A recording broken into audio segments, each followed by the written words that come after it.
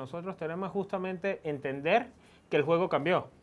Y que como Venezuela cambió y cambió el juego, nosotros tenemos que generar cambios en las prácticas y en las formas de hacer política. Es decir, esta Venezuela no es la misma Venezuela del 2015, donde, a pesar de lo que otros creen, esta es mi opinión, donde la avalancha de votos bastaba para poder revertir cualquier fraude, ni es la Venezuela del año 2017, donde tú podías salir a protestar en un país o donde podías organizar la calle o protestar en la calle. Y no son las mismas por varias razones. Hoy tenemos condiciones como miedo, hoy tenemos condiciones como un gobierno que se dedicó totalmente a aniquilar todas las garantías electorales. Ahora les explico por qué hablo de esto. Y tenemos un gobierno que pareciera que decidió que apartarse totalmente de lo que es la democracia. Esto se parece más a un sistema totalitario con algunos vicios o algunos perfiles de dictadura, con algunas cosas en las que ha avanzado, que es difícil poder catalogarlo. Los politólogos pueden hacer el ejercicio muchísimo mejor que yo. Y creo que todo arranca porque entendamos a qué nos estamos enfrentando. ¿Por qué hablo de que electoralmente no se vislumbra una salida? Bueno, por la realidad. Pareciera que cuando este gobierno ha avanzado, cuando la revolución ha avanzado y ha cruzado determinadas reglas, no retrocede. Eso es una característica que, por supuesto, ha guardado desde siempre la izquierda más radical, con el comunismo o esos sistemas, sino que siempre corren hacia adelante y cada vez van llevando la línea un pelo más, ¿no? Para hablar del tema electoral hay que hablar de elecciones, de las últimas elecciones que vimos, las de alcaldes y las de gobernadores, y de el ejercicio que hizo el PSUV, que es el del 20 de mayo. Si comenzamos a hablar desde las elecciones a gobernador, comenzamos a ver algunas cosas que ocurrieron en todo el país, que en Venezuela quizás no repercutieron mucho por las diferencias grandes que existían. Es decir, Mérida terminó teniendo o tenía un colchón de más de 30 puntos de diferencia, ¿sabes? Que era muy difícil poderlo revertir. Pero si hablamos de todo el país, hay datos como que 1.200.000 huellas no hicieron match con la máquina, con el cactahuella. 1.200.000 personas que activaron la máquina, la huella que estaba registrada dentro del sistema no era la misma que estaba en su cédula. Eso es algo importante que hay que resaltar. Lo otro es que aproximadamente 14.000 testigos o coordinadores de centro, eso es más o menos uno por cada centro de votación, estuvieron detenidos en algún momento durante el día de las elecciones. Lo otro es que por primera vez vimos cómo no nos enfrentábamos solo al ventajismo del PSUV, sino cómo nos estábamos enfrentando al Estado. A partir de las elecciones de gobernadores vimos cómo milicianos estaban organizando las filas, cómo el Plan República en algunos sectores utilizó unidades de ellos para hacer transporte, cómo se negaban a cerrar centros de votación, cómo hubo centros de votación que fueron cerrados y después fueron abiertos, como por ejemplo en el caso del estado Miranda, que creo es donde existió el mejor registro, 14 centros de votaciones fueron cambiados más de una vez el mismo día de la elección. Cómo se movían estos centros, no solamente desde mi punto tradicional, sino cómo eran movidos a sectores donde yo no votaba. Es decir, aquí creo que no ocurrió tanto, solamente ese megacentro que se montó en el 5 Águilas Blancas, que ya logísticamente era complejo, era complicado y subía alguna suma, pero por ejemplo en Caracas se cambió un centro de votación que estaba en la Universidad Simón Bolívar y se mandó hacia lo que es Santa Cruz del Este, que es un barrio dentro de lo que es Baruta. O sea, cambió radicalmente la percepción de las personas a las que iban a votar en esos centros. Y cómo terminaron pasando cosas como primera vez vimos que a pesar de que tenían las actas, el conteo de votos, el gobierno decía, no me interesa, esta gobernación pertenece al PSUV, el caso que ocurría en el estado Bolívar con Andrés Velázquez, ¿no? Entonces pareciera que ahí comenzaron el cierre. Si vamos a a las alcaldías donde ellos necesitaban o tenían una necesidad de participar, vimos que estos vicios se mantuvieron. para lo que es el proceso del 20 de mayo, vimos cómo además por primera vez sistematizaron el control social. Cuando hablo del control social, hablo de lo que es Carnet de la Patria, Caja Club, bono, etcétera, etcétera. Y esa sistematización del control social, lo único que buscaba era cómo hacer que un proceso electoral o esa sistematización que han alcanzado logra que un proceso electoral no sea una votación libre, secreta y directa, sino todo lo contrario. ¿Cómo yo puedo ejecutar el control que necesito? De los 14.000 centros electorales que existieron para el 20 de mayo, el 70%, coincidencialmente en el sorteo del CNE, los coordinadores del centro, del Consejo Nacional Electoral, eran los mismos jefes de los comités locales de abastecimiento y producción. A ti te obligaban a pasar por un punto rojo, por entregar el carnet, y cuando llegabas al centro con el carnet de la patria para que te pudieran vender el CLAP y para que te dieran un bono que fue prometido, cuando entrabas al centro, a quien te conseguías coordinando el centro o a quien tenías que denunciar si te llevaban obligado a votar o si el paraván estaba muy bajo o si alguien estaba interfiriendo con tu votación, es justamente la persona que estaba entregándote la caja clave. Es control social y el aniquilamiento, por ponerle un nombre, de las condiciones electorales como tal es lo que vimos. Sin hablar de lo que ya estábamos acostumbrados, la utilización de recursos del Estado para la campaña, para el día de la elección, la movilización, un rep con más de 2,5 millones de personas no existentes dentro de lo que es el rep. El tema de la dificultad en esta elección al Consejo Nacional Electoral.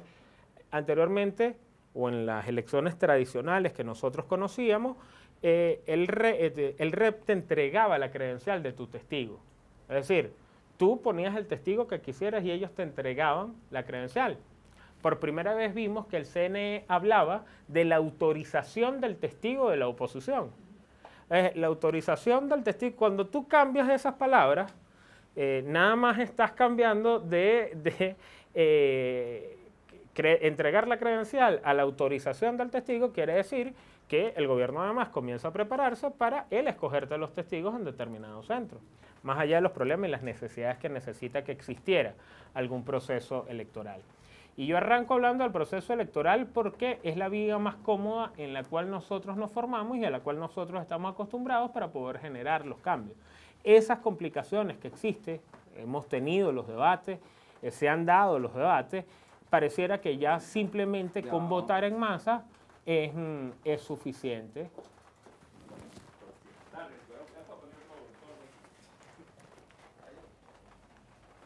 Es suficiente.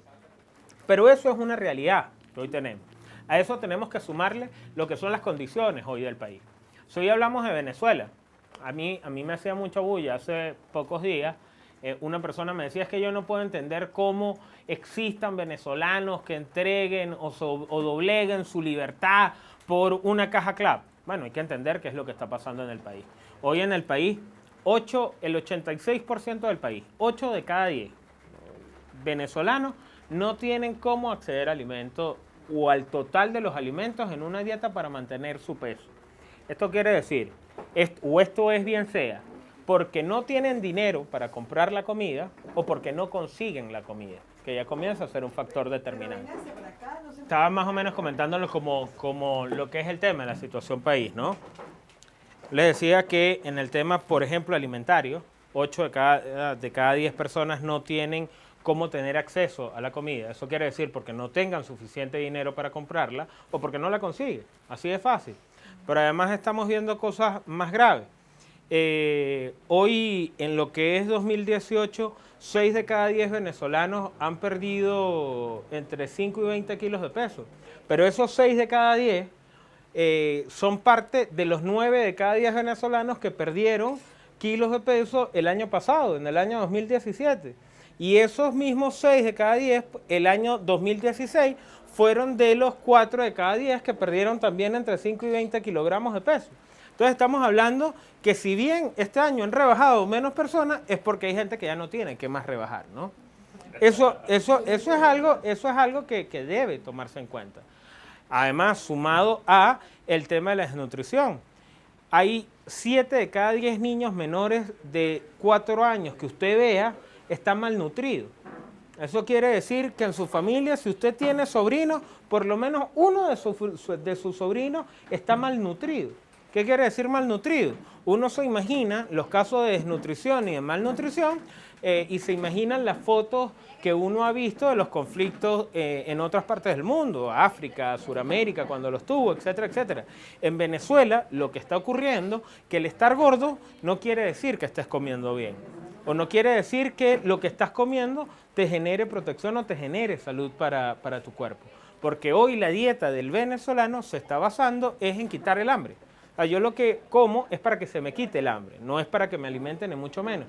Y eso está pasando en todas las generaciones o a cualquier edad. Hay un problema grave y un reto muy grande. Yo no me voy a extender mucho en esto, que es el caso, por ejemplo, de los niños. Lo normal es que mi papá sea más alto que mi abuelo y yo sea más alto que mi papá. Eso tiene que ver netamente que la genética va mejorando porque la alimentación mejora. Yo pude consumir toddy, mi papá no, mi papá le llegó la frescolitis y mi abuelo le tocaba agarrar una mandarina para ver si podía comer o nutrirse de determinados rubros e insumos. Eso lo que nos está llevando es que a la generación que viene después de la mía, es decir, a mis hijos, generalmente o en su gran mayoría, a 7 de cada 10 de esos chamos, el día de mañana van a ser más bajitos de lo que hoy somos nosotros. ¿Y qué es lo que eso conlleva? Bueno, que eso ya es una deficiencia genética que se agrava con el tema de lo que es la ingesta. Esto especialmente quiere decir, ustedes lo deben conocer mejor que yo, que entre los últimos 4 meses del periodo de gestación y los primeros 2 años es donde se desarrollan todas las habilidades motoras, todo lo que es el tema del intelecto, las capacidades intelectuales.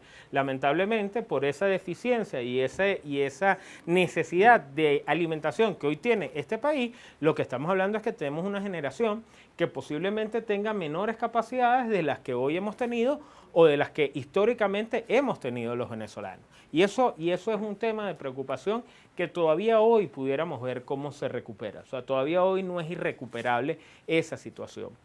Pero esta situación, la más grave que ha vivido Venezuela en los últimos 20 o 30 años, se presenta con algunas soluciones que hemos manejado desde la Asamblea Nacional y que le hemos presentado al gobierno desde que llegamos a la Asamblea y que hoy seguimos trabajando en lo que es el marco del Plan Cero. O sea, ¿qué vamos a hacer nosotros a partir de que se genere el cambio? Dejando para la última parte como lo que ustedes quieren escuchar, cómo es el tema del cambio. En el área de alimentación, que es donde yo puedo hablarles con total propiedad, José Manuel y otras personas les pueden hablar del tema de salud, Pizarro les hablaría del tema social, de cómo se articula lo que es el tema social, pensiones, etcétera, etcétera. Stalin le tocaría quizás hablar más del tema político, cómo es la reorganización, y a un Juan Andrés o a cualquiera de ellos, a un Mejía, le tocaría por lo menos hablarles sobre el tema económico total. Yo puedo alargarme y extenderme en lo que es el tema alimentación. Mire, hoy, lamentablemente, el gobierno, después de que este año ha comenzado a hablar de producción nacional, lo que nos presentaron a los productores es menos. Por primera vez, ni siquiera tuvimos abono. Es decir, lo que fue entregado por el gobierno nacional es menos del 10% del abono. Y capaz ustedes piensan y dicen, bueno, pero esto sí, ¿por qué esto no lo buscan? ¿Por qué tienen que esperar a que el gobierno se los dé? No, es que el gobierno nacional, desde la nacionalización de Agropatria, legalmente es el único con la potestad de otorgarse, guardarse y reservarse el monopolio total de todos los insumos agrícolas y semillas. Si yo guardo semillas en la finca, mira, yo estoy entrando en una ilegalidad, porque la semilla es una propiedad pública, es de uso y usufructo público y no puedes tenerla almacenada como tal. El gobierno entrega el 10% del abono necesario. Esto repercute realmente en lo que son los niveles de producción que tengamos que ver. Bueno, ¿cuál es la producción por hectárea que vamos a tener? Pero además, no nos entregó tampoco la semilla total de rubros como maíz, de rubros como arroz, de rubros como granos, que son fundamentales. Que hoy el cartón de huevos esté en 3.600 bolívares, no es que las gallinas agarraron y estén en la guerra económica, es que si usted a las gallinas no les echa comida, las gallinas no ponen. Y eso es una regla básica de la economía, que es por supuesto oferta y demanda. Entonces, lo que estamos viendo es que hay más dinero con la misma cantidad de oferta. ¿Eso qué va a hacer? Que el cartón de huevos que hoy está en 3.600.000, a finalizar el mes, ojalá no tengan que acordarse de mí, va a superar los 4.200.000 bolívares. Pero además, solamente para hablar de un rubro, esto que hoy lo que significa es que el salario mínimo de un venezolano hoy, a esta hora, alcanza para medio cartón de huevo y si tiene suerte poder comprar una harina pan. Si la consigue. No existe para más. Medio cartón de huevo y una harina pan. Olvídense del queso, olvídense de la margarina, olvídense de todo eso. Esa crisis y esa situación es lo que ha llevado a que la gente dependa del control social, de la Caja CLAP. Y es por eso la valía que agarra para el gobierno un programa como la Caja CLAP. Ahí se han cometido o hemos cometido algunos errores desde la dirigencia en cómo abordar el tema de la Caja CLAP y Carnet de la Patria, pero la realidad es que existe un control social y claro que le está afectando a la gente. Porque además hablar de democracia, cuando uno de los chamos de uno está pidiéndole comida y está llorando porque no ha comido, yo creo que es sumamente difícil, ¿no? Yo todavía no tengo hijos, pero a mí me costaría muchísimo poder tener un tema de prioridades en base a eso. ¿En qué se basa el plan de recuperación? Por lo que no apostamos a nuestra producción, la destrucción de nuestra industria, la ausencia total del campo, del sector primario, nosotros hoy lamentablemente estamos obligados a necesitar la ayuda internacional y la cooperación internacional en un primer paso. ¿Por qué hablo de dos cosas que son completamente diferentes? La ayuda internacional o la ayuda humanitaria se basa en entregar comida a un aproximado entre 4 y 5 millones de venezolanos que hoy la están pasando muy mal. Estamos hablando casi del 13% de los venezolanos, en que tú tienes que entregar alimentos, o sea, que tú tienes que dar comida. ¿Cómo se hace esto? En el país solo existe una estructura de comedores real que pueda llevar a cabo esta distribución de alimentos, que son los comedores escolares. En Venezuela existen aproximadamente 26.000 comedores escolares, de los cuales hoy activos hay 7.000 nada más por parte del ministerio y 16.000 están en condiciones de infraestructura como para poder soportar el planteamiento que nosotros hacemos.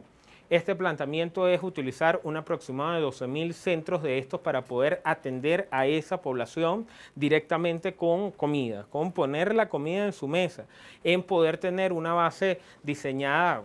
Seguramente aquí conoce más de dieta que yo, que no soy muy bueno en ella, pero eso se basa justamente en poder poner grasa, que es la primera necesidad que tendría nuestra gente, en poder poner grasa, en poder poner hipercalórico y en un tercero poder poner lo que es carne, lo que es hueso, lo que es la proteína.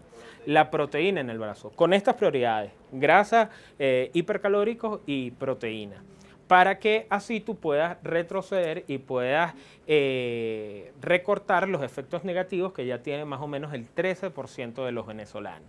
¿Esto cómo se hace? Bueno, esto es ayuda humanitaria. Esto necesitamos la cooperación de todo un continente, la cooperación de países aliados que nos estén ayudando. Si nosotros hablamos de un promedio de 3 meses de ayuda humanitaria, eso nos arroja a nosotros un costo aproximado de unos 1.200 millones de dólares. Para que ustedes tengan una idea del por qué no podemos depender solo de la ayuda humanitaria. Miren, el presupuesto de Naciones Unidas para ayudas humanitarias en un año son 8.000 millones de dólares. Es decir, nosotros no podemos apostar solamente a eso. Por eso hablamos solamente de 3 meses. Y hablamos de 3 meses para entrar en el segundo punto, que es la cooperación internacional. ¿Y a qué nos basamos nosotros en cooperación internacional? En que, por cierto, la ayuda humanitaria no puede ser cobrada. Es decir, un país no puede entregarte y no puede recibir una contraprestación por ayuda humanitaria. Pero en cooperación internacional sí. ¿Y en qué nos basamos cuando hablamos de cooperación internacional? Que mientras tú tienes un proceso de 3 meses donde estás atendiendo una población que la estaba pasando mal, tú tengas la cooperación internacional para 2 cosas. Uno, traer producto terminado al país, producto que debe en algún lugar poder. Eso es un diseño que se está haciendo, se va a presentar cuando esté terminado. Yo voy a cometer la imprudencia de nombrarlo. Ojalá no me den palo por más especificaciones sobre este tema, porque se está trabajando en ello y aunque yo tengo una visión de esto, el equipo técnico que se está desarrollando todavía no hemos llegado a las conclusiones, que es con subsidiar la demanda y no la oferta de determinados productos, ¿no? Una dieta en base a 10 productos, pero productos terminados que tú traigas y que pueda ser distribuido por la cadena tradicional de distribución, que son bodegas y supermercados. No existe otro, además es la más directa que hay, la que llega más abajo, etcétera, etcétera. Por una parte. Y por la otra, en lo que son insumos agrícolas. ¿Por qué insumos agrícolas? Yo uso siempre el ejemplo de Argentina, no solamente porque ya se haya conversado con ellos, sino porque además es un ejemplo que creo que la gente entiende. Miren, la soya es un producto fundamental para poder generar alimento animal. Argentina es un gran productor, un gran exportador de soya. Si a mí Argentina, como país, como nación, me genera una cooperación internacional de 100 millones de dólares en insumos para producir soya.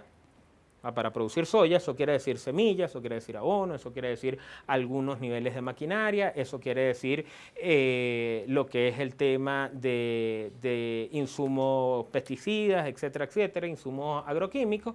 Yo puedo, en el país, por cada kilo de soya o por cada kilo de estos o por cada $1 que se invierte en el país, yo puedo producir 5 veces más en Venezuela. Es decir, mi producción de esos 100 millones de dólares, aproximadamente, poco más, pocos menos, aquí estoy redondeando, podría generar unos 500 millones de dólares en producción de soya y puedo cancelarle a Argentina en producto terminado de soya.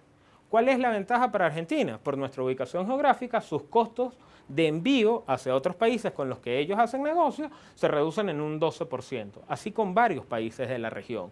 O países que necesitan producir, nosotros podemos producir y con la producción cancelar lo que es el tema de lo que se nos genere.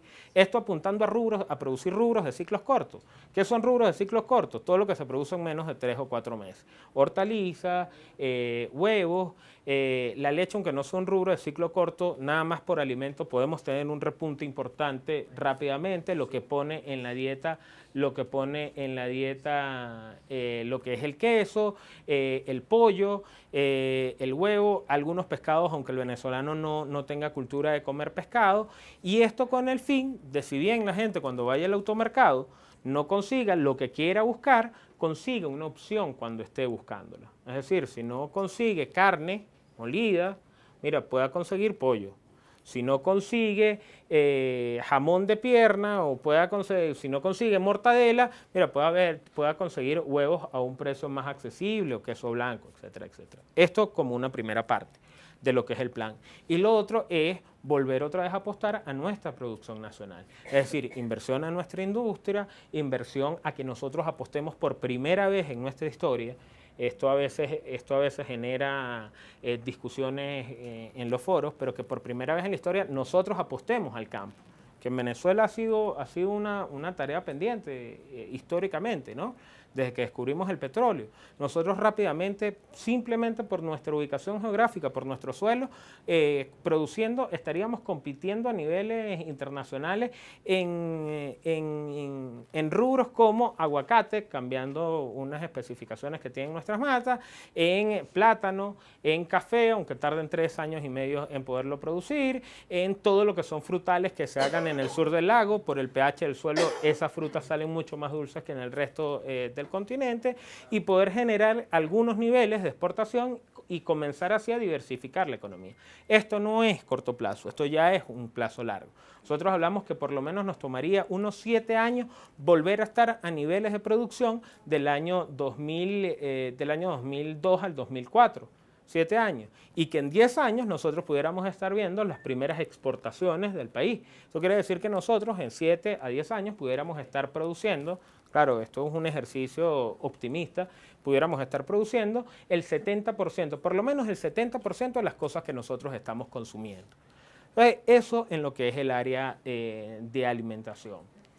Claro, para nosotros poder llegar a esta realidad, que además tiene algunas complejidades logísticas, cómo entra la comida si los puertos están en el piso, cómo se generan esos tratados, quiénes los hacen, quiénes los firman, por dónde se ve, quién tiene una ventaja sobre ello. Bueno, esto pasa, a juro, por lo que es el cambio del sistema. Porque tú estás compitiendo con la solución a lo que es un régimen que pareciera que el control social es su gran negocio. Y cuando hablamos del control social es que pareciera que no existe ningún otro más fuerte y más efectivo que el controlar al venezolano por el estómago, que son las cajas clave. Hoy, aún les pido disculpas que voy a estar muy pendiente del teléfono, pero está hablando un amigo de varios de aquí, como lo es el vicepresidente para el área económica, Tarek El Aizami, justamente tomando hoy decisiones sobre lo que es el tema alimentario del país. Y la valía que tienen es que están apostando a que pueden mantener ese control social o recibir algunos niveles de ingresos a través de lo que es Turquía fundamentalmente. Haciendo Turquía no porque ellos no vayan a mandar comida, que lo están haciendo muy poco, pero lo están haciendo algunos niveles de sanciones que han ido recibiendo algunos funcionarios, ¿no? Por una parte. Y por la otra, lo que estamos viendo es que esta decisión va por los bajos niveles de producción que tenemos en PDVSA. Si yo comenzara a hablarles para tener algún tipo de dato medianamente puntual, nosotros para el mes de julio para el mes de agosto necesitamos pagar en deuda 1.758 millones de dólares, pero la realidad es que nuestros niveles de producción, estamos hablando de una caída petrolera mensual que ha venido subiendo, pero que hoy se ubica el promedio del año en una pérdida de 42.000 a 47.000 barriles diarios de petróleo. Hoy lo que estamos diciendo es que si Venezuela quisiera recuperar quisiera pagarle a ConocoPhillips para poder utilizar los depósitos del Caribe, porque no existen depósitos en Venezuela por el mantenimiento de ellos y por eso están cargando barco a barco y eso lo que hace es aumentar la cantidad de días, mira, tendríamos que estarle entregando a ConocoPhillips la mitad de los barriles de petróleo que estamos hoy produciendo. Lo que dejaría ingresar a caja, si bien anteriormente, después de salir de todos los compromisos, tú tenías una caja aproximada de unos 500 millones de dólares, estaría entrándole al país 100 millones de dólares mensual, unos 200 millones, 250 millones de dólares mensuales. Esto es un número muy grande.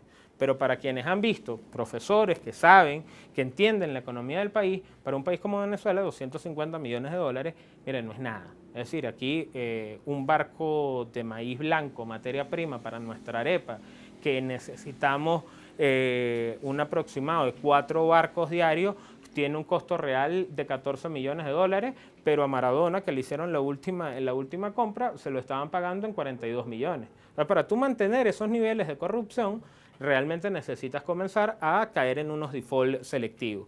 Ese default selectivo trae una amenaza con ello, que es la proliferación de las demandas. Y las demandas que hay contra la República, contra PDVSA, no es un tema sancionatorio. Las demandas que hay contra la República es porque ha incumplido acuerdos legales y eso ocurre en cualquier parte del mundo y pareciera que no están interesados. Eso para hablarle más o menos de la realidad, sobre todo del tema económico y del tema del venezolano, y quizás ya para entrar un poco más en materia, cuando vemos la realidad que tiene el país, el peor momento histórico para el venezolano, o sea, la crisis que hoy tiene el venezolano es algo a la cual nosotros nunca habíamos estado acostumbrados. Más de 4 millones de venezolanos se han ido del país, lo más seguro, nosotros hacíamos una encuesta, si usted voltea a su izquierda, lo más seguro es que esa persona tenga por lo menos a un familiar directo fuera del país, y si voltea a la derecha, lo más seguro es que esa persona a la derecha esté pensando en irse o ya tenga todo listo en irse. O por lo menos la opción de irse ha estado sobre la mesa. Eso es algo que habla de la crisis que está viviendo una sociedad que no está acostumbrada a emigrar. Nosotros recibíamos aquí, nosotros no nos acostumbramos nunca a emigrar. La situación de la comida, el control social, el tema de la conflictividad del país. Muchas personas tienen la percepción que este país no está pasando nada, todo lo contrario. este país ha sido mucho más conflictivo que el año pasado. La diferencia es que el año pasado protestábamos en autopistas, hoy se está protestando en las carreteras de este país. Por primera vez en la historia se ha hecho más protesta en lo que va de año en la Panamericana del Estado de Mérida que en la ciudad de Mérida. Eso es un ejemplo, algo que no había pasado, algo que no existía. Y así ha ido pasando en todo el país. El promedio es de unas 3.200 protestas, de las cuales el 48% ha sido por alimentación. Comienzan a subir algunos índices por gas, por transporte, y hemos visto protestas hasta por lo que es el desempleo. Entonces, la crisis ha puesto a protestar a la gente. ¿Qué reto existe? El cómo nosotros podemos hacer para que esa protesta sea, no sé si la palabra correcta es coordinada, pero para que esa protesta pueda ser articulada. Capaz no es la palabra correcta, pero para que pueda ser articulada. Ahí se presenta el primer gran reto de una oposición. De una oposición que el primer reto que tuvo es encontrar cuál es la teoría del cambio. Y hay cosas que no se pueden anunciar en discurso o que quizás nosotros no escuchamos o no escuchamos en el discurso. Es decir, que por más que se diga, uno simplemente no lo entiende. Y eso es, no hay, capaz aquí hay un historiador o un politólogo que lo puede explicar mejor que yo, pero eso es la teoría global que ha generado todas las transiciones, que te dice que la presión externa más la movilidad interna genera los quiebres internos dentro de los sistemas totalitarios que termina derivando en una transición derivada o una transición conflictiva. Si ustedes me preguntan hoy a mí, a pesar de los sentimientos que podamos tener, nosotros mentalmente debemos prepararnos para que exista una transición acordada, una transición negociada con algún sector dentro de lo que es hoy la revolución. Esto es muy difícil, es complejo, pero esto es un ejercicio que todos tenemos que comenzar a hacer porque lo más seguro es que nos pase. Y lo más seguro es que algunos dirigentes lamentablemente quieran aprovecharse de esta situación para que en las próximas elecciones, siendo ellos los más radicales de todos, puedan cobrar electoralmente prometiendo cosas que no van a poder cumplir, como que yo los voy a meter presos, estos tipos los perdonaron, es que eran sus cómplices, etcétera, etcétera. Eso es algo que ha sido un duro debate dentro de la unidad. Esa teoría de cómo generar los quiebres y de cómo generar la transición. Pero estos quiebres y estas transiciones tienen un punto en el medio, que es justamente el tema de la conflictividad social. Si bien hoy Venezuela tiene la mayor presión internacional que ha recibido país alguno en América Latina, solo se compara con el bloqueo de fronteras de 1908, 1906, que justamente le tocó a Venezuela. No ha existido otro país que haya recibido la presión internacional que tiene hoy la revolución, los que están hoy en el poder de Venezuela. Hoy nuestra necesidad pareciera poder tener la presión interna. ¿Y cómo se genera la presión interna? Como este país cambió, y ya aquí no basta con salir una autopista y poder generar los cambios dentro de una autopista, tú tienes que comenzar a ver qué es lo que está movilizando. Primero, cuáles son los sentimientos de la gente. El sentimiento movilizador que aparece más alto, porque todo lo que es frustración, desidia, desesperanza, son sentimientos inmovilizadores. El sentimiento movilizador que aparece más alto es la rabia, que aparece aproximadamente, si mal no recuerdo, ya para no equivocarme, porque seguro ustedes tienen el dato y después van a darme palo. El sentimiento movilizador más importante es la rabia con 28.1%.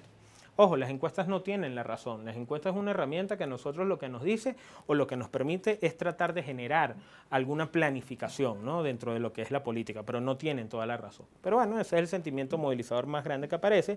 Y con lo que les relataba, la cantidad de protestas, pareciera que el elemento social es mucho más atractivo de poder hacerte que te movilice que los elementos políticos. Es decir, si yo me paro a hablar de democracia, de libertad, de autonomía, no causa el mismo efecto si hablo de transporte, comedor, comida, etcétera, etcétera, gas. Entendiendo algunos sectores, bueno, ¿cuántas protestas ha habido hoy en derecho este año? Eso es una media que hay que tomar en cuenta. Entendiendo un punto fundamental, ¿no? que en este tipo de protesta, cuando se hace presente un dirigente político, la gente tiene miedo que por la presencia del dirigente político sea retirado lo que es el tema social. Es decir, si yo me presento en una protesta por gas o por CLAP, o el profesor Lester, o Pancho, o Eloy, o cualquiera, la gente teme de que a ellos se les quite ese beneficio porque, bueno, es una guarimba, para ponérselo en términos reales. Y ese miedo es a través de lo que es el control social. Eso habla que nosotros tenemos que reinventarnos y cambiar la manera en cómo estamos viendo el panorama y cómo nosotros articulamos y actuamos. Ahí hubo un gran debate sobre el tema de la actual dirigencia. ¿Cuántos dirigentes han entendido el tablero en el que hoy estamos jugando y qué nos exige ese tablero? Eso fue un gran debate y sigue siendo hoy un debate. No porque hayan intereses de lado y lado, o no porque haya mezquindad o acuerdo o esa teoría de conspiración que a todos nos encanta escucharla, sino en la realidad, si ustedes me preguntan a mí, hablando desde la buena fe, es que no debe ser fácil para un dirigente que tiene toda su vida pensando en padrones electorales, pensando en movilización, pensando en la comida el día de la elección, cambiar ese chip a, bueno, no puedo ir a votar, o sea, con elecciones no genero cambios y me toca comenzar a pensar cómo entro dentro de una protesta social bajo el riesgo de que me metan preso y dure bueno, pierda parte de mi vida dentro de lo que es una cárcel. Esa exigencia en esta realidad que hoy tiene el país es lo que hace o nos tiene que llevar a lo que es un plan que todo el mundo estaba buscando. O sea, bueno, ¿cuál es la ruta? ¿Cuál es la vía? Mire, yo sé que es complejo y que además es sumamente odioso, pero hay cosas que no se pueden decir públicamente. Hay cosas que tú no puedes ir y develar la estrategia. Hay cosas que tú tienes que irlas llevando, irlas haciendo y que lamentablemente, bueno, tú tienes que ver cómo ayudas, cómo participas, donde tú seas el elemental, pero habrán cosas que no te cuentan. Es decir, yo puedo saber de alimentación, de acuerdo, de cómo vamos a producir en el país, pero a mí no me echan cuentos de más nada.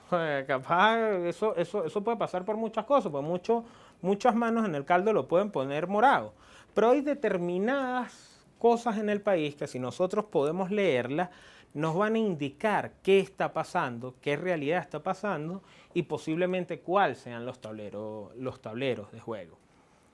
Cuando hablo de esto es para comenzar a hablar de una ruta. Yo lo voy a hacer muy general, espero puedan entenderlo, son muchos detalles, muy generalizadas, para que entendamos cómo es esto.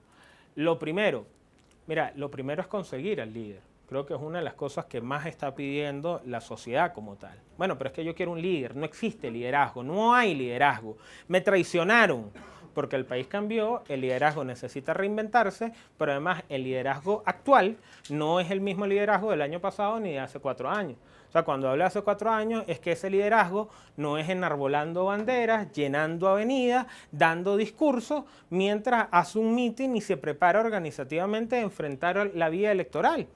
Y cuando hablo que no es el mismo del año pasado, es que no es estando enfrente, generando la interacción, pero sobre todo a través de videos, redes sociales, donde tú aparecías y hacías que la gente tuviera confianza en ti, que la gente se sintiera representada y que tú pudieras ser un conductor, un líder o un dirigente que llevara esas cosas. Hoy, justamente, las condiciones de ese liderazgo que debe existir, tienen que tener varias cosas. Primero, muchísima claridad. Eso es lo fundamental, entender en qué Venezuela estamos y qué tablero estamos jugando y contra quién lo estamos jugando. Hoy el gobierno, bajo mi opinión personal, le pido disculpas a quienes no estén de acuerdo conmigo, no sientan que esto es una imposición de una idea. Miren, hoy el gobierno nacional todo indica que tomó la decisión de más nunca perder una elección, bien sea por la destrucción total de la oposición o bien sea porque, hermano, yo voy a decir lo que me dé la gana y voy a proclamar lo que a mí me dé la gana. El 29 de mayo las cifras oficiales fue de un 46% de participación. Las cifras reales fueron de 29%. Esto no fue un problema, y ojo, y esto yo lo quiero hacer énfasis en ello para no vanagloriarnos erróneamente. Esto no fue una decisión de la dirigencia política. Aquí no fue que la Mesa de la Unidad, sus principales partidos y los principales actores del país dijeron que no había elección y la gente dijo, sí, tienen razón. Yo creo todo lo contrario. Yo creo que la gente estaba decidida y que si algo hizo la dirigencia o la jefatura política del país, es decir, bueno, escuchar a la gente y decir, mira, nosotros no podemos seguir presentándonos, si seguimos hablando de fraude, poder tener un poco de coherencia. Ese triunfo no es de nadie, ese triunfo termina siendo de la gente. Eso fue 29%, pero el anuncio, esto es nada más para que tengan una idea, Maduro le anuncian 6.400.000, 6.200.000 creo que fue que sacó, pero el carnet de la patria, hay 14 millones 16 millones de carnetizados dentro de lo que es el carnet de la patria. Es decir, que el carnet de la patria no tuvo sus efectos hacia lo que es abajo. Pero la carnetización del PSUV, la que hizo Diosdado Cabello, hoy hay en el país, por cifras que ellos anunciaban, 7.872.000 carnetizados, si mal no recuerdo la cifra. Eso quiere decir que dentro del PSUV, según las cifras oficiales del Consejo Nacional Electoral, hay más de 1,5 millones de PSUVistas que no votaron por Diosdado. Por Nicolás Maduro. Pero además, el tema del bono es porque, como en este país la corrupción es selectiva, nada más existe un nivel de 1.800 enchufados, gente que puede vivir bien por tener una relación real con el gobierno. Del resto de los sargentos, los operadores de máquinas están pelando bola al igual que todos nosotros. Cuando llegaba el punto rojo, existieron 9 millones de carnet de la patria que fueron pasados por la máquina. Pero resulta que en votos reales no hubo 9 millones de votos reales. Y en los números anunciados Maduro estuvo 3 millones por debajo. Entonces lo que se dieron cuenta es que el operador de la máquina llegaba y te decía, entrégame tu carnet que yo lo paso y después me entregas 2 millones cuando te depositen el bono. Que además eran los mismos coordinadores de los comités locales de abastecimiento y producción. Este dato lo que nos orienta es que tampoco es que es una maquinaria perfecta y que a ellos también la crisis del país está jugando a lo interno. Pero volver a hablar del tema del líder. ¿Dónde se encuentra este liderazgo? ¿Quién es este liderazgo? Bueno, esas son condiciones muy difíciles por los momentos. En política existe la teoría de que los espacios nunca quedan vacíos, los espacios siempre son llenados. Lo que hay que generar son las condiciones de cómo son llenados esos espacios. No es coincidencia que hayan puesto justamente a Unuk Belroa, que la influencia total de Tarek dentro de lo que es el Sistema Nacional de Universidades o el Ministerio de Universidades, bien sea a través de Jason Guzmán, bien sea a través de Carlos León actualmente, o bien sea a través del otro hijo de Tarek, de Mervin. Esos son los últimos 6 personas que desde 2007 han manejado la relación gobierno-universidad o ejecutivo-universidad. No es no es casualidad que se hayan dedicado desde el gobierno, más allá de las condiciones internas de las universidades, no haría nada bien entrar dentro de ese detalle en esta ponencia, hayan ahorcado la Universidad Venezolana, por 2 condiciones que tenía la Universidad Venezolana. 1, casa libre del pensamiento, y 2, desde el 2002 o desde el 2002 al 2010, fue la cantera de cuadros políticos del país, para bien o para mal. Hay algunos que les molesta esto, hay otros que no, dicen que son los partidos, independientemente. La pesca de cuadros políticos vino en su mayoría relacionada a lo que es la universidad. Y hablo de 2002, donde quizás por primera vez se ve en 2007 una camada, 2006 una camada, etcétera, etcétera, pero vino una renovación de ello. La destrucción de nuestro sistema de universidades no es casualidad. Entonces, ¿dónde buscamos este liderazgo? ¿En qué espacio podemos otorgarle para que pueda emerger si no tenemos canales de comunicación? Si parece que el liderazgo tradicional, algunos no han entendido el momento, y si lo han entendido y siguen jugando así es porque totalmente son puño de madres, para no ponerle otro nombre. Yo creo que es que no lo han entendido realmente, que la gran mayoría no lo han entendido. Hay 1 o 2 que lo han entendido, pero además están jugando adelantados, tristemente. Este liderazgo político tiene que surgir de una forma, de una cantera o de una organización que nos permitan a todos vernos, porque la realidad es que la duda desde dónde surja, porque si hoy surge de un partido político va a estar encarcelado, inhabilitado o perseguido. Si hoy surge de una universidad, cuenta con las mismas condiciones. Y creo que eso es una de las razones, que es la ausencia del liderazgo y la necesidad de una unidad real nacional que lleva a la creación del Frente Amplio. Y ese sí es el motivo de mi viaje. ¿Por qué la creación del Frente Amplio? El Frente Amplio no es, o su razón de ser, a pesar de los que muchos crean, no es para lavarle la cara a los partidos políticos. El Frente Amplio, su razón o su realidad no es una coordinadora democrática reload. Todo lo contrario. El Frente Amplio, su concepción y su idea era dos cosas fundamentales. Uno, poder encontrarnos todos los que estamos en contra de y poder aglutinarnos, poder estar aquí, incluido la disidencia, que eso cuesta mucho, se dice fácil, pero cuesta mucho. Y dos, que quien se vaya de allá o quien esté en contra de ellos, estoy hablando en contra no en términos de guerra, sino en términos políticos, adversarios, quienes los adversen, encuentre dentro de nosotros un espacio donde puedan ejercer, donde puedan tener vida, donde puedan trabajar, donde encuentren un espacio para seguir la lucha. Muchos, eso lo saben ustedes mejor que yo, muchos, esa es la razón del por qué existe hoy o por qué nos tocó o por qué hemos motivado a personas como Miguel Rodríguez Torres, como la fiscal general Luisa Ortega Díaz y como otros, aun cuando ellos mismos quizás fueron los que encarcelaron amigos, encarcelaron compañeros, nos persiguieron, recibieron denuncias, nos montaron alguna olla. No es para que le hablen al chavismo. Posiblemente el disidente tiene menos conexión con el chavismo que nosotros mismos, y eso es por una razón fundamental. El que se va o el traidor no comunica bien hacia adentro. O sea, por poner un nombre, y eso es en todas las organizaciones. Eso, exacto, eso pasa en cualquier organización. Ese eje central es para que todos los que quiebren con el gobierno, con el Estado, consigan un sitio donde puedan generar no solamente un hilo de comunicación, sino donde pueda generar algún tipo de contacto. Otra de las cosas que busca este Frente Amplio es que se puedan generar puentes con diferentes sectores, no solamente del gobierno, fundamentalmente, sino de algunas instituciones del Estado. Porque también hay una gran duda. Capaz ustedes, estoy seguro que aquí todos ustedes tienen más amigos de los que pueda tener yo dentro del gobierno nacional o dentro de Fuerzas Armadas o donde sea. Pero la gran pregunta que puede existir, si yo fuera hoy un oficial o fuera alguien dentro del gobierno, ¿con quién hablo? ¿Quién me garantiza a mí la vida? O sea, ¿quién me garantiza que yo voy a quedar bien parado? Eso ha sido una gran duda y uno de los retos que tiene este Frente Amplio es poder generar eso.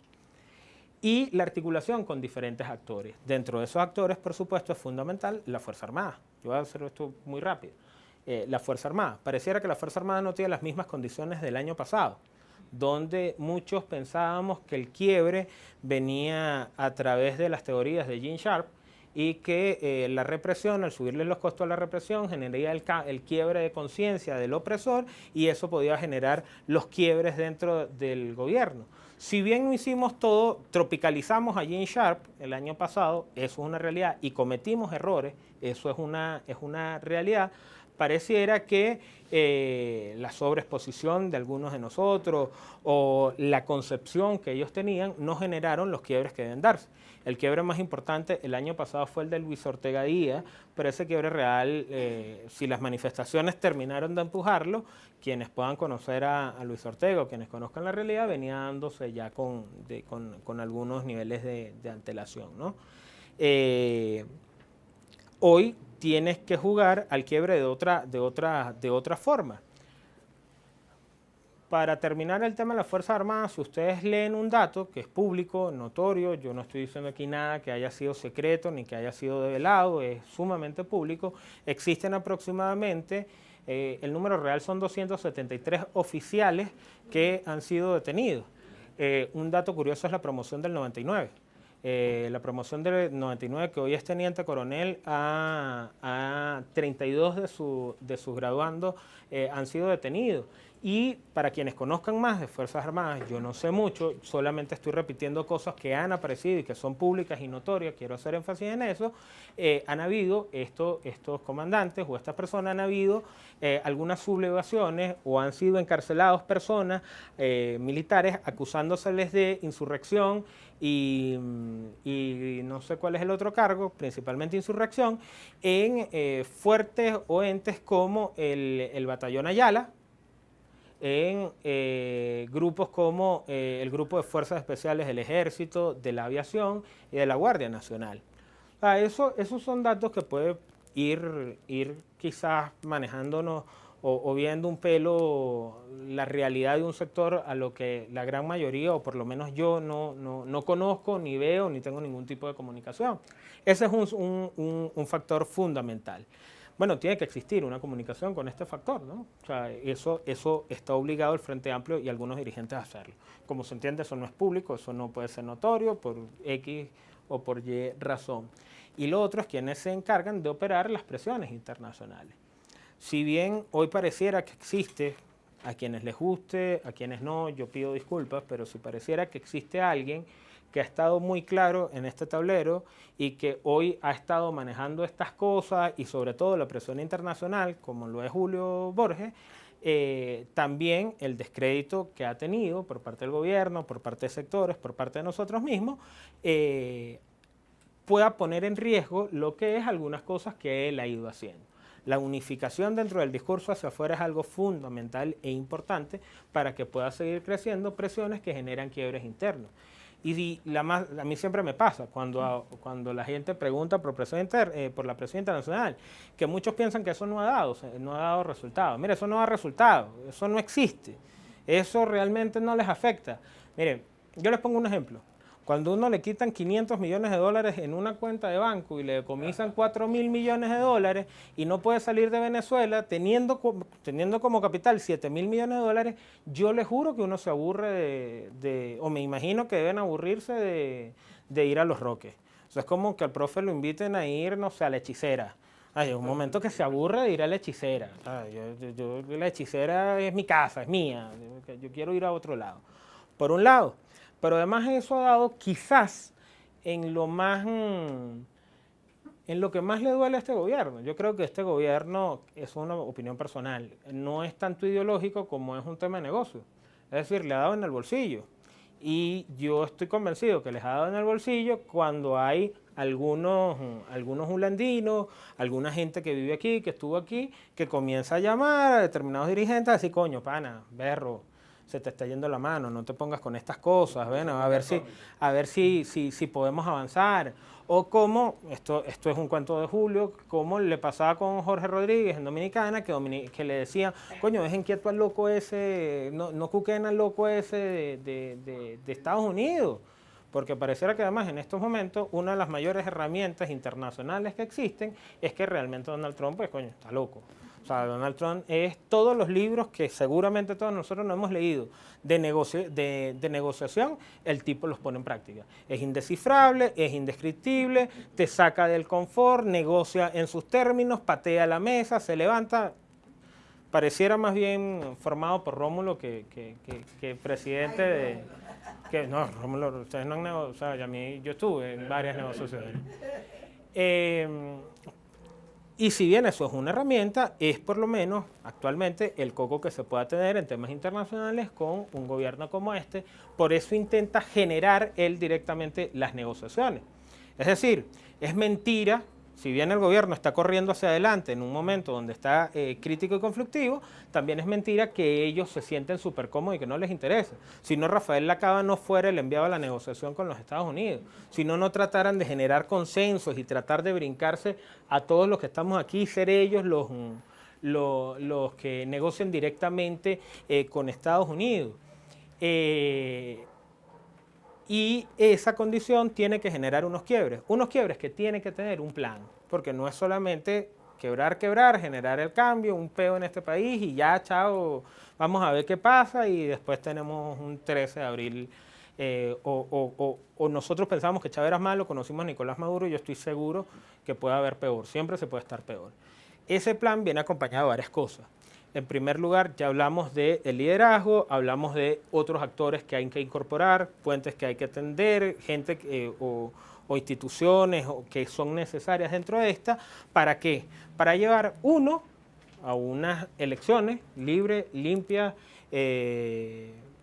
con todas las condiciones en el menor tiempo posible, generado el cambio rápidamente. ¿Por qué elección? Porque tú necesitas generar dos condiciones dentro de cualquier tipo de negociación.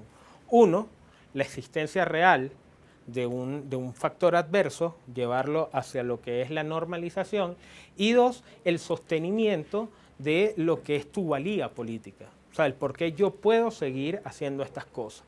Esa transición soñada tiene que encargarse rápidamente de resolver los problemas más críticos del país. Alimentación, salud, economía, etcétera, etcétera. Y lo más seguro es que no sea muy popular como tal. Para evitar que existan, tradicionalmente los que saben de eso, los militares lo denominan contragolpe, tú necesitas generar un espacio donde todo el mundo pueda ir y pueda sacar algún tipo de resultado rápidamente y optar a opciones de poder para alcanzar la normalización. Por eso es que digo que quizás algunos dirigentes están pensando adelantado, ¿no? O sea, si yo me convierto en un radical extremo y digo que bueno, que los voy a amarrar en la Plaza Bolívar para que los pellizquen, para que mueran a pellizcos, etcétera, etcétera, o una transición que no sea muy querida por ponerle un nombre y yo me convierto en el paladín de la venganza, bueno, eso puede generar que yo tenga una opción real. Ese juego es sumamente peligroso y realmente porque realmente sigue creyendo que puedan haber algunas condiciones electorales. Eso en el punto 1. Pero antes de que esto exista, hoy nos queda una sola salida, que es el tema de... Esto es medio complejo porque además por esto hay gente que está detenida, que es ver cómo hacemos que Nicolás se vaya, renuncia, ¿sabes? Él renunció porque se enfermó, etcétera, etcétera. O sea cual sea la circunstancia, decretar o tácitamente, no solamente desde la asamblea, no solamente desde lo discursivo, sino que tú logres con hecho el tema de una renuncia dentro del ente de poder que te permite a ti asumir una transición donde seguramente te consigues con factores que no son muy comunes a ti, con los cuales tienes que acordarte y puedas generar las elecciones rápidamente de las que estábamos hablando. Cuando hablo de que te va a tocar ver personas en las que no estás muy acostumbrado, es que todo aquel que se vaya o todo aquel que sea parte de un quiebre del sistema, hay que entender que va a buscar un espacio donde él tenga subsistencia.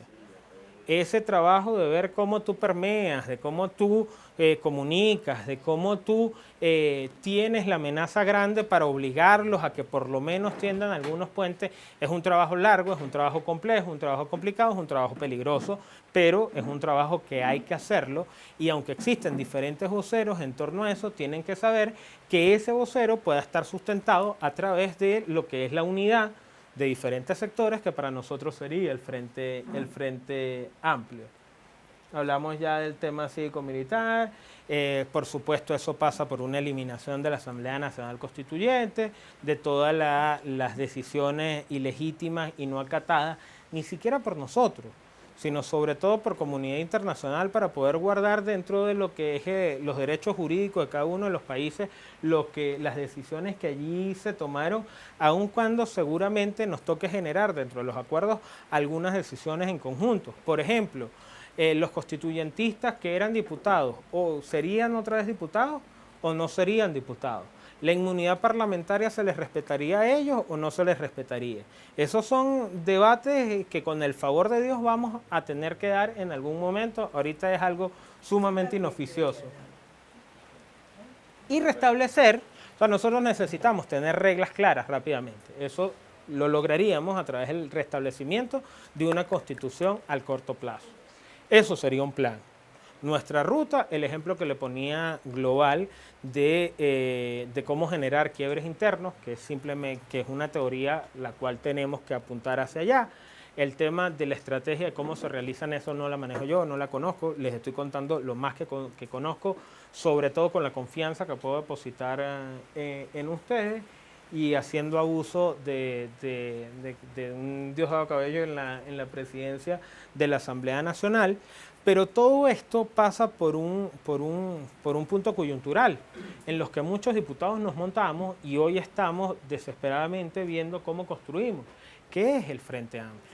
El Frente Amplio, para que tú tengas una organización en todo el país que esté articulada, pero además que pueda en determinado momento, si no conducir, articular o estar o llevar a cabo cualquier hecho que se suscite en el país en cuanto a lo que es movilización interna del país. El Frente Amplio tiene que estar incluido no solamente los partidos, sino todos los sectores del país y por supuesto niveles de disidencia. Por ejemplo, aquí yo pongo decisiones grupales, partidistas y personales.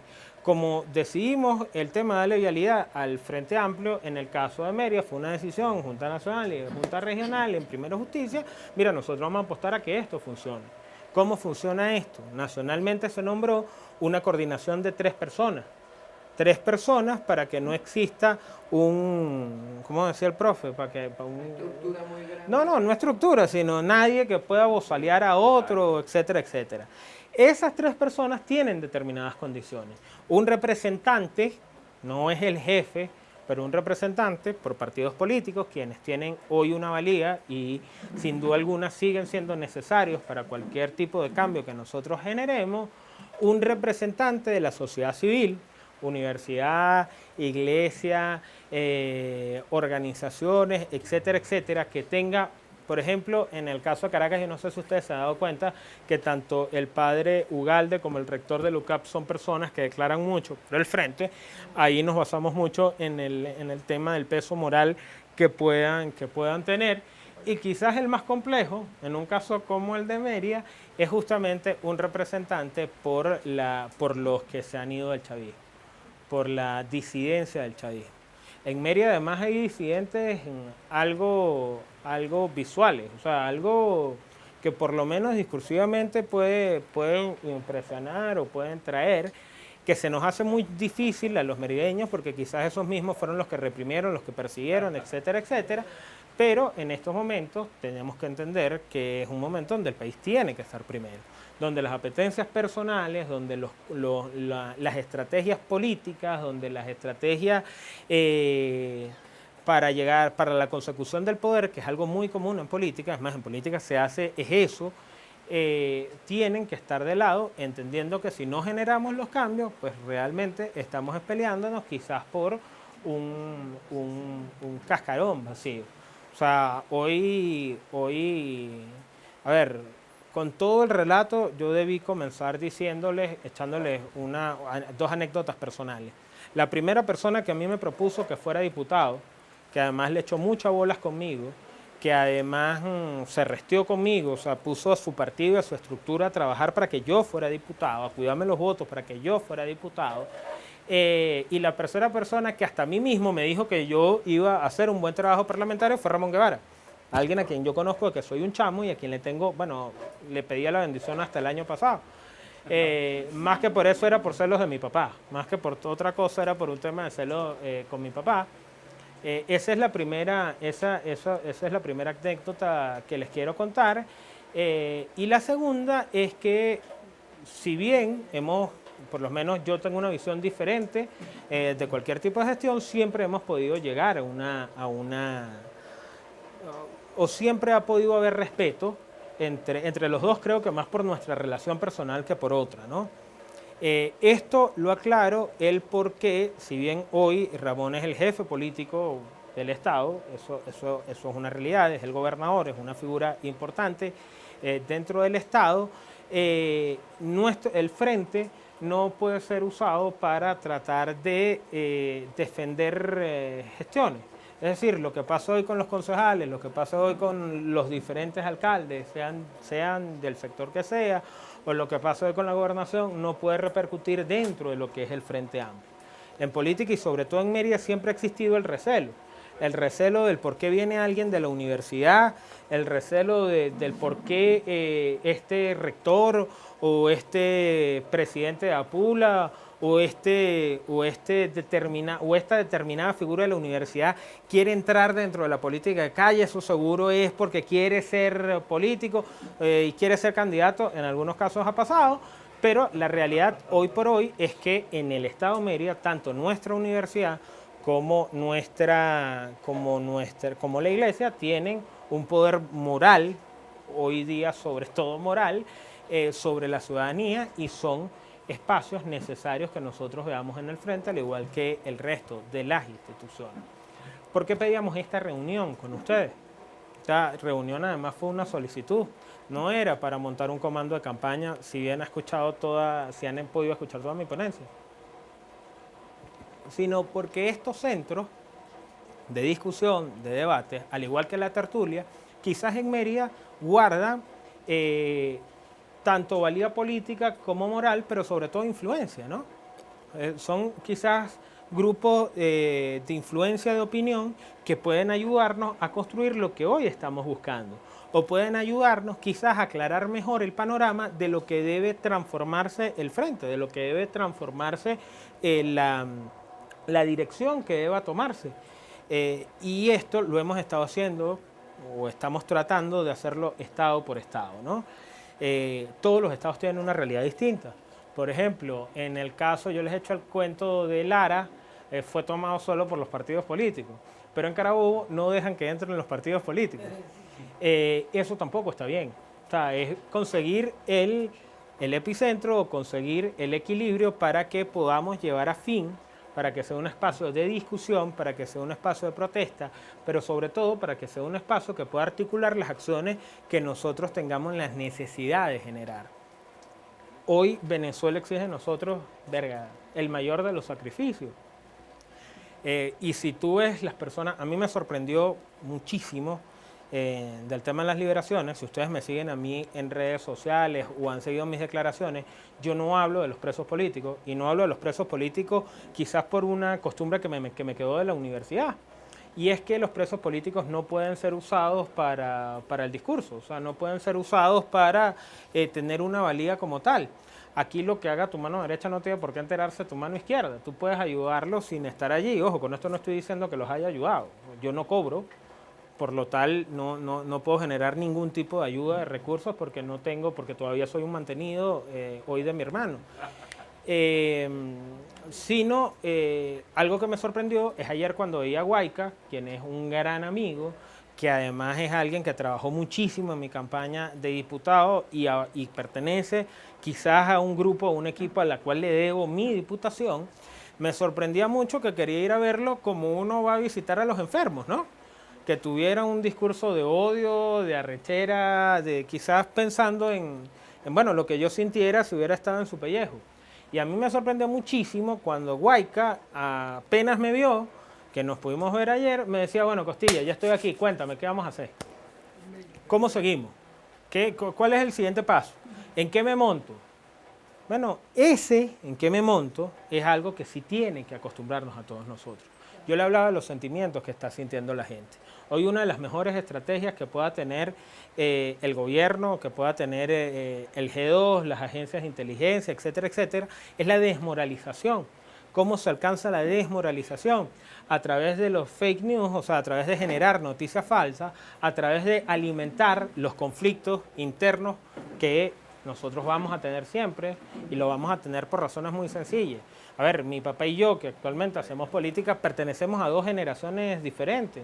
Hoy en la Asamblea Nacional habemos 3 generaciones haciendo política. Nosotros somos los primeros millennials que llegan a una posición. Hoy hay países que están haciendo estudios de nosotros porque están esperando que nuestra conducta la asuman los millennials dentro de 10 años, o su país la van a tener dentro de 10 años. Uso de la corbata, el tema de hablar, la ausencia de un discurso hilado con poesía, etcétera, etcétera. Eso claro que genera algunos niveles de complejidad para ponernos de acuerdo, pero al final siempre nos ponemos de acuerdo. Al final siempre termina sopesando lo prioritario o lo importante por encima de lo o lo urgente por encima de lo importante, por encima de las formas o por encima de lo que cada uno de nosotros piense, ¿no? Ese esfuerzo yo sí creo, o estoy convencido, y muchos lo estamos, sobre todo por el análisis, conclusiones, ideas, vías que les narraba, que nosotros tenemos que hacerlo y sopesar esas acciones sobre las motivaciones o sobre los conflictos o las diferencias que hayamos podido tener. Aclarar el panorama, poder construir este frente amplio, entender que la unidad es prioritaria, entender que si aquí no se generan cambios, para el caso de muchos, posiblemente sea terminar su vida con este gobierno, para el caso de muchos de nosotros es nunca poder construir una vida. El caso de Eloy, el caso de Pancho, el caso de mi generación, haga o no haga política, el caso del nieto, del profe. Pero, por ejemplo, yo hoy no me puedo casar. Yo no tengo cómo comprar la nevera si me casara. Y eso es una realidad. Las últimas 2 novias que yo he tenido me han dejado justamente por hacer política. Y aunque eso pueda presentarse para malas interpretaciones sobre mí, no, es todo lo contrario. Es que realmente aquí sí existe una dirigencia que está apostando al todo. Es decir, hoy hacer política en este país no es para tener los aplausos, no es para que le pidan a uno la foto, no es para dar autógrafos, no es para viajar en aviones privados o para andar en carros arrechísimos o para que le abran la puerta cuando llega o para que lo aplaudan, todo lo contrario. Hoy hacer política en este país es para que no te dejen montar en un avión comercial así tú hayas parido el boleto y lo hayas pagado. Hoy hacer política es tener a todo el día un SEBIN persiguiéndote, a estar expuesto a que te metan preso en cualquier momento, es empelar bolas la gran mayoría de las veces, eso ustedes tienen que saberlo, y es en que además de todo esto, la gente te caiga a coñazo. Y muchas veces nos toca defender cosas con las que no estamos de acuerdo, pero nos toca defenderlos porque solo en unidad nosotros vamos a poder construir alguna salida. Entonces sí hay una cantera, sí existe una cantera. Van a pensar que estoy encerrándolo en un tema generacional y se lo juro que no es así, ¿no? Sí hay una diversidad de dirigencia en el país, hay muchísima dirigencia en el país, hay una renovación muy importante de la dirigencia del país, está allí, está ahí. Lo que necesitamos es que existan las condiciones para que dentro de ellos salga un líder. En los momentos más difíciles de nuestra historia y de la historia latinoamericana, para no hablar de peos mundiales, los liderazgos, los espacios siempre se han llenado. A nosotros no nos debe preocupar que nunca se hayan llenado. Todos los sistemas totalitarios que han existido en el mundo han tratado de construir una oposición a su medida, bien sea a través del acuerdo, donde tú agarras teorías de conspiración, agarras unos tipos, los pones de acuerdo y vuelven unos mancheviques de los bolcheviques, por ponerle un ejemplo del caso ruso, algunos que cooperen, etcétera, etcétera, o bien sea porque logras romper su comunicación y hay alguna, quizás la más light o la más radical, bien sea el caso de lo que tú necesitas, que muerde tu trampa política, la trampa que tú dejaste como tal. Es decir, aquí pudiera pasar en algún momento, pudiera estar ocurriendo con dirigencia que no tenga esa intención. Carlos,